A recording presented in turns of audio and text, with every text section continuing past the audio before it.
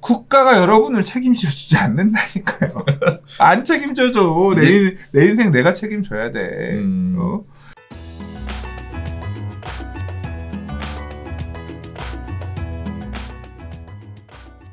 다섯 번째 이야기 넘어가 보도록 할게요. 정부가 분양가 낮추고 되팔 때는 LH의 매각항은 공공자가주택에 대한 부분을 예고를 했는데요. 이 부분이 문 대통령의 힘을 실은 변창흠식 정책이라는 이야기가 나오고 있습니다.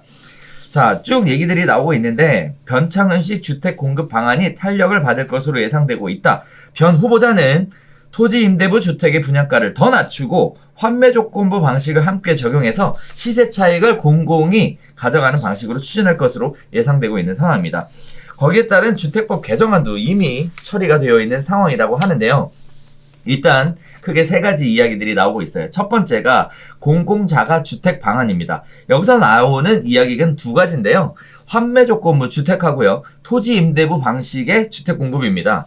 환매 조건부는요, 분양주택을 매각할 때 LH 등 공공의 주택을 되팔도록 하는 것을 의미를 하는데, 과거 2007년에 경기 군포 부곡지구에서 시행했던 환매 조건부 주택의 결과는 미분양이나 계약 해지 등으로 모두 일반 분양으로 전환된 상태라고 얘기해요.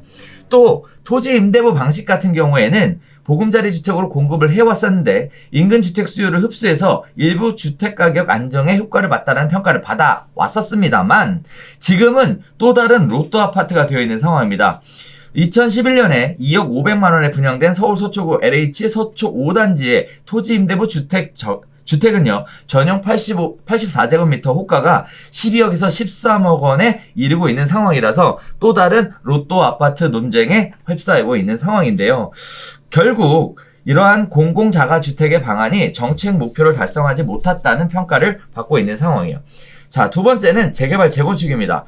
재개발 재건축에 관련돼서도 공공이 나서서 개발하는 방향으로 가닥을 잡고 있는 것 같아요. 세 번째는 도심 역세권 고밀합니다. 저렴한 주택이 안정적으로 공급된다는 신호를 주기 위해서 그러한 방식이 필요하다. 이런 얘기들을 하고 있는데요. 대다수의 전문가들은 공공성을 강조하는 변 후보자의 방식이 현실적으로 효과를 거둘 수 있을지 의문이다라는 의문을 제기하고 계시는 상황입니다. 자, 기존에 김현미 장관이 추구하는 공급 방식하고 변창흠식의 공급 방식하고 바뀐 게 뭐가 있는지. 뭘 바뀌었어요. 그냥 다 똑같은 사람들이 똑같은 생각 가지고 얼굴만 사람만 바꿔가지고 하는 거지. 똑같은 얘기잖아요. 계속 이게 지금 여기 말씀하셨던 내용들의 대부분이 뭐냐면 네. 하나는 노무현 대통령 시절에 도입해서 있던 얘기들이고 맞아요. 나머지 부분들은 박원순 시장 입에서 나오던 얘기예요. 박원순 시장님 밑에서 서울시가 하고 있던 얘기들의 반복입니다. 네. 몇 년째. 사실 그 박원순 시장님이 시작한 것도 아니야. 오세훈 시장님 말기부터도 있었던 얘기고 그냥 그 내용 반복이에요. 그러니까 이미 10년도 넘은 떡밥들이라는 거죠. 그걸 이제 밀어서 하겠다고 하는 건데 이게 사람마다 이 안을 어떻게 생각할 거냐는 좀 다르겠죠. 일단 첫 번째로 지금 공공자가주택? 자, 공공자가주택. 이거 결국은 뭐냐면 이게 네가 잠깐 들고 있다가 무조건 LH에 환매하라고 하는 거니까 이거는 사실 자본주의랑 상관없는, 그러니까 자본주의에서 제일 중요한 게 소유권이잖아요. 맞아요. 네, 소유권을 인정하지 않겠다는 거예요.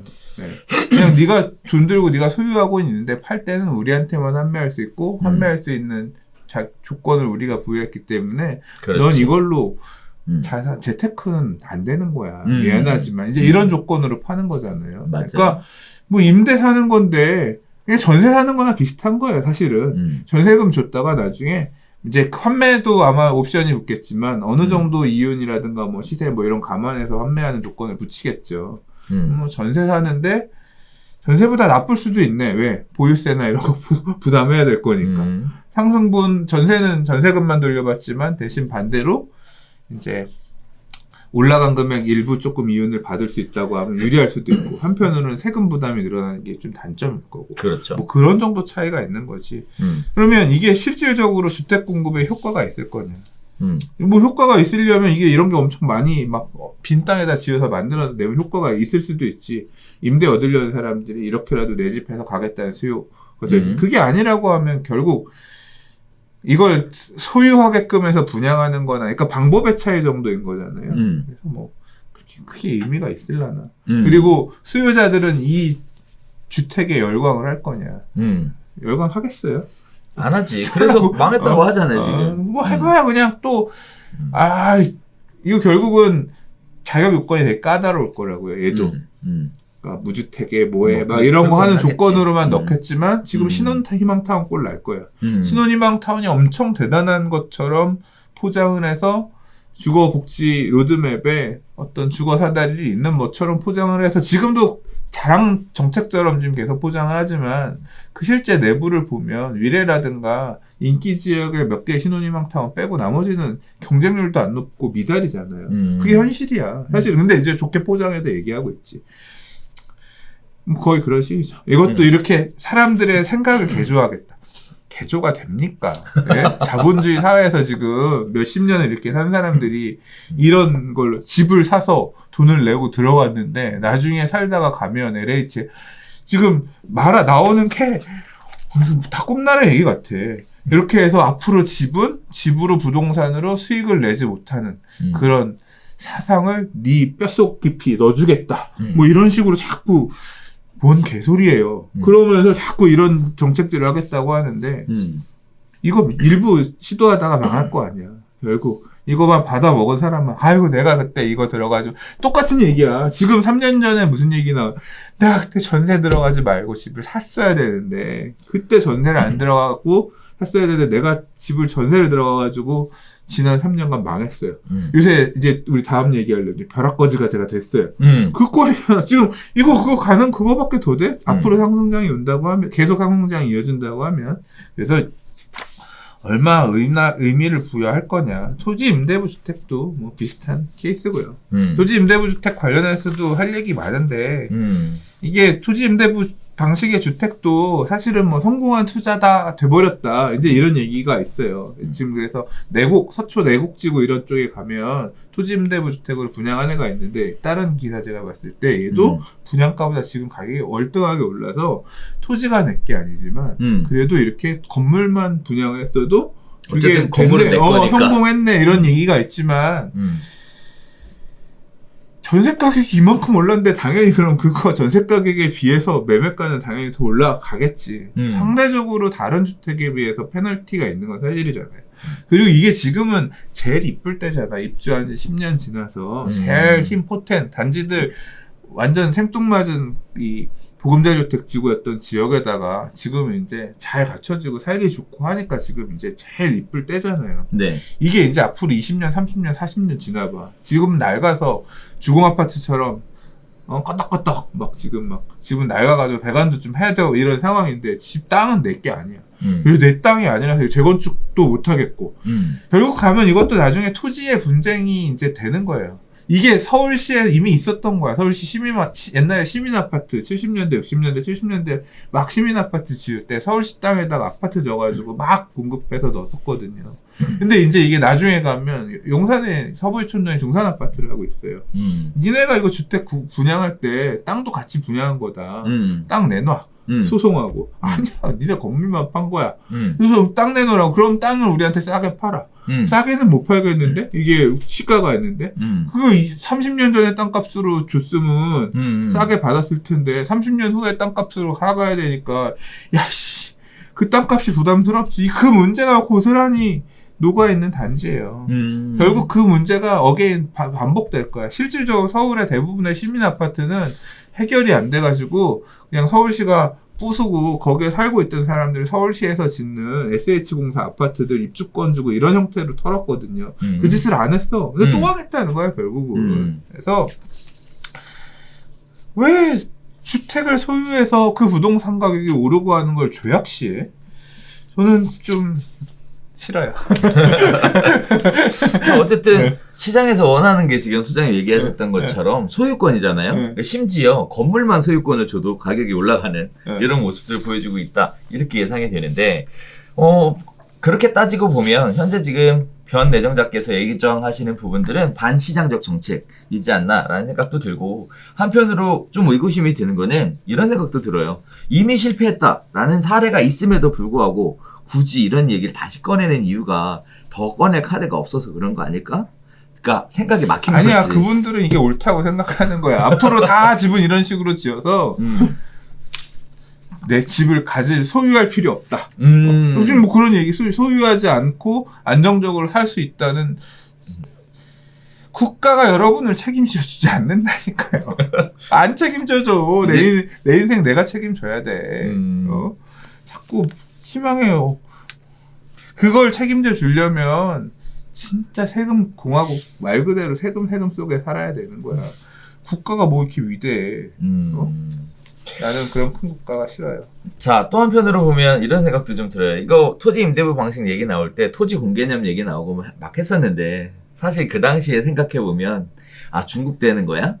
중국은 땅은 다 나라 거고 건물만 이렇게 하잖아요. 임대 조건이 100년 뭐 이렇잖아요. 그러니까 그걸 탐해요. 잘 몰라. 그래서 그런 거 아니야? 뭐 이런 생각도 드는데 아무튼 공공자가주택 방안이라고 내세운 부분이 과거에 실패했었던 내용들을 가지고 리바이벌하고 있는 상황이라서 안타까운 상황입니다. 그리고 지금 그 나머지 내용이 이제 공공이 주가 돼서 재개발하는 그렇죠, 공공재개발이었잖아요. 맞아요. 이건 뭐 지금 LH가 주가 돼서 SH랑 같이 해서 하려고 지금 하고 있고 공공재개발 12월 발표하고 1월 할 건데 맞아요. 지난주에 제가 얘기했잖아요. 동아줄 문제다. 다른 동아줄이 나오고 서울시장이 어떻게 누가 될지에 따라서 이 공공재개발의 문제는 공공이 주도가 되는 정비사업의 문제는 조금 지켜봐야 될 부분이 있고요. 그 다음에 역세권 개발 이것도 계속 맨날 하던 얘기예요. 저는 되게 좋아하지 않아요. 개인적으로는 원치 않는 방법인데 왜 그러느냐. 이 도심 역세권 고밀화를 하게 되면 이 역 주변에 있는 지주들은 좋죠. 이게 그러니까 고밀화 엄청 역세권 고밀화 그러니까 용적률 1000%짜리 건물들은 살고 있는 사람은 괴로워요. 별로 좋지 않아. 이 300%짜리 아파트랑 500%짜리 아파트랑 만족도가 당연히 용적률이 낮은 애들이 좋아요. 내가 밟을 수 있는 땅이나 이런 것들이 더 많으니까. 그래서 장기적으로 거주하려는 실거주 주민들, 입주민들 입장, 조합, 추진이 되는 이런 사업장들은 이걸 그렇게까지 이거밖에 할 수 없으면 이걸 하겠지만 다른 선택지가 있으면 이걸 잘 안 하려고 하는 성질이에요. 근데 이 역세권에 있는 소형 지주들 있잖아요. 여기에 내가 다 살 사람들이 아니라 그냥 얼른 팔고 나갈 사람들 있잖아요. 이 사람들 입장에서는 비싸게 또는 많이 팔아가지고 이익을 최대화할 수 있는 사람들, 그런 걸 좋아하는 사람들이잖아요. 그런 지주들은 당연히 민망하지. 그래서 그런 사람들 사업들이 되면서 임대 아파트든 분양 아파트든 공급이 될 거예요. 뭐 공급이 된다는 측면에서 의미가 있지. 근데 저는 도시계획 측면에서는 저는 별로라고 생각해요. 제가 이렇게 지금 도심 역세권에다가 청년주택 짓고 있는 것들이 저희 동네에 있는데 제가 사진 찍어서 가끔씩 올리는데 막 짜증나서 올려요. 왜? 역 주변에 그냥 벽 치고 있다니까요. 이 3종 일반 주거지역에 이렇게 막 벽을 쳐가지고 역 주변이 이렇게 성벽이 이렇게 쌓였어. 와, 저 성벽을 넘은 역이 있구나. 이제 그런 느낌이 되는 거지. 이게, 그러니까 엉터리지. 왜 엉터리냐? 정상적으로 정비 사업을 통해서 공급할 수 있는 재개발, 재건축은 꽉 억제해서 눌러놓고, 그나마 하려는 것들은 니들이 하지 마. 우리 공공이 할 거야. 하려면 내 뒤에 줄 서라. 그렇게 안 하면 안 해줄 거야 하고 억누르면서 이상한 형태로 공급을 자꾸 역세권, 지금 이 도심 역세권 고밀화에 하나 더 붙어 있는 얘기가 뭐냐면 주거비율 상향이거든요. 뭐 주거비율 90%까지 늘릴 수 있을 것 같다 이런 얘기 있었는데 상업지역 땅에다가 아파트를 90% 짓는 거야. 그것도 말이 안 되죠. 그러니까 토지의 용도를 정할 때는 여기에 상업적인 목적으로 쓰라고 해놨는데 집을 져놓으면 한 번 집을 져놓으면 그게 다시 다른 걸 바뀌진 않아요. 그러니까 결국 그런 어떤 토지의 효용, 도시 계획 측면에서 다 엉터리인 거지. 지금 너무 급하니까. 왜 지금 하고자 하는 재개발 재건축 한쪽에 막아놓고 상업지역 가서 왜 이 짓을 해? 그러니까 자꾸 고름이 차는 거야. 종기가 커지고 있어. 터트려서 잡아야 되는데 종기가 커지면 커질수록 터트리고 새살이 차려면 시간이 걸릴 텐데 이상한 방법으로 해결을 하려고 하니까 저는 아무튼 지금 얘기된 이 방식들 자체가 다 마음에 안 들어. 자, 근데 변 내정자가 재개발 재건축 관련된 이런 이야기를 2019년에 한 적이 있어요. 재개발 재건축 사업은 사실상 공익 사업으로 추진되기 때문에 완전한 민간 사업이라 보기 어렵다. 맞는 말씀이에요. 원래 그래요. 그러니까 재개발 사업은 법률적으로도 보면 이 판결 갈등 이런 게 있으면 공공이 해야 될 부분을 민간이 대신 하는 거예요. 그러니까 민간이 공공의 행정자를 대신해서 하는 그런 사업. 그래서 이제 뭐 세입자에 대한 보호 조치 이런 게 의무적으로 들어가거든요. 예, 이제 그런 부분들도 그 얘기가 맞긴 맞습니다. 그렇죠. 그래서 공공이 주도가 돼서 하겠다는 것도 그렇게 할게라고 하면 할 수 있어요. 근데 결국은 그렇게 하든 저렇게 하든 키는 주민들의 동의가 필요해요. 주민들이 동의를 안 해. 우리는 다른 방식으로 할래. 왜냐면 공공재개발만 있는 게 아니니까. 그러면 또 왜냐면 선택권이 있는 거니까 안 가는 거지. 자, 그런 얘기가 있고요. 또 세 번째 얘기에 나왔던 도심 역세권 고밀화에 관련돼서는 그 내정자가 한 얘기를 잘 보면 저렴한 주택이 안정적으로 공급된다는 신호를 주기 위해서라도 라는 표현을 썼거든요. 잘 보면 뭐 여러 가지 생각이 들어요. 첫 번째는 물량이 많지 않을 것이다. 따라서 공급에 큰 영향을 미치지는 않을 것이다. 단지 신호를 주기 위한 것이다. 거기에 따라서 보여주기식 정책이 아니겠냐 이런 생각도 들더라고요. 저는. 아니 지금 이 역세권 고밀화 얘기를 지금 몇 년 전부터 했는데 나온 게 있어요? 이거 지금 결과물로 만들어져서 보여진 거 있어? 없잖아 아직까지. 아직은 없죠. 네. 왜 안 했어? 왜 하겠지. 한다고 했으니까. 네. 예전에 그런 거 생각은 나. 이 철도 역사들 그 위에다가 이렇게 하겠다고 했는데 이제 이게 네. 결국 서울시에서 뽑아내겠다라고 했던 계속 공급 얘기가 행복주택 같은 스타일의 임대아파트 이런 중심이고 분양용 아파트들은 상대적으로 많지 않고 지금 뭐 청년주택들도 결국은 민간 임대사업자가 임대놓는 임대아파트잖아요. 그 임대아파트 공급도 있다. 근데 그 임대아파트 공급이 대부분 이제 원룸 같은 형태였기 때문에 원룸 청년들을 위한 주택들은 지금 대학가 이런 데도 싸요. 굳이 이런 공급도 있지만 코로나 때문에 근데 지금 문제가 되는 거는 그런 청년들의 주택 임대료가 너무 미친 듯이 올라서 문제가 되는 게 아니라 지금 대단지 아파트 소위 말하는 선호도가 높은 그렇죠. 그런 주거 지역의 아파트들이 없다는 거잖아요. 여기에 지으면 그게 될 거다. 조금 원인과 문제에 대한 해결 방식이 역시 어긋나 있는 게 아닌가 싶습니다.